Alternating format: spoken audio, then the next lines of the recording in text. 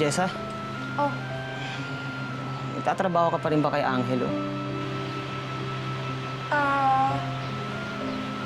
hindi. Wala na nga kaming connection eh. Tumatawag kasi siya sa telepono mo eh.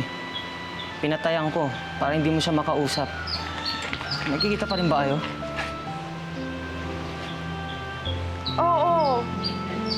Hindi ko kasi maiwasan na makita ko siya. Not sure, hindi mo kasi maintindihan yung trabaho ko eh. Jessa, wala bang kadala-dalasan nangyari sa'yo? Sa ginawa niya. Uy, Melchor! Ang dami-dami trabaho ni Jessa! Alam mo kung ako sa'yo, umuwi ka na lang. Nakaka-istorbo ka eh. Ba? Mama, Oo, ba, ito yata si Iho, ikaw ba'y nanliligaw kay Jessa? Ha? Hindi po. Kaibigan ko lang po si Melchor. O, di good. Kasi kinikilabutan ako doon sa idea na yun. Sayang to si Melchor, ang gwapo pa naman. ay naku ma, kung hindi naman magkaka-boyfriend niya si Jessa. Ay naku, alika na nga.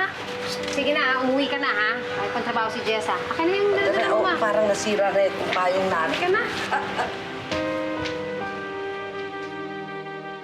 Angelo, galing ako dun sa editing ng TVC ninyo ni Jessica. It looked great! Tuwang-tuwa yung mga clients. Oh, bakit tahimik ka dyan? May boyfriend na pala si Jessica. What?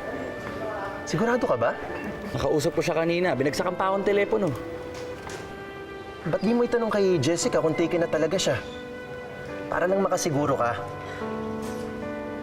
Look, kung hindi mo maririnig galing sa kanya mismo, huwag ka na muna magmukmuk ng ganyan. Cheer up. Kaya pala masaya si Jessa dahil nakikita niya pa rin si Angelo. Alam mo anak, suportahan mo na lang si Jessa kung saan siya masaya. Sige, masaya siya ngayon. Tapos mamaya, iiyak-iyak na naman siya. At ano nangyari noon? Take advantage lang siya nung Angelo na yun. Eh kung yun ang gusto niya, wala kang magagawa. In love siya eh. Alam mo, wala kang magagawa kung ayaw niyang humiwalay dun sa lalaking gusto niya. Nay, may magagawa ako. Dahil kaibigan niya ako eh. Kung kakailanganin hatakin ko siya papalayo sa Angelo na yun, gagawin ko yun. Ayoko nasasaktan si Jessa at yung Angelo na naman yung dahilan. Galit ka na rin kay Angelo. Oo, gago kasi yung Angelo na yun eh. Sana makarami siya sa mga pinaggagawa niya kay Jessa. Sige na, ikaw na ang galit. Pero alam mo nak, paano kung si Angelo naman ang nagkagusto kay Jessa? Hindi ba mas magiging maligaya yung kaibigan mo kapag nangyari yung ganung sitwasyon?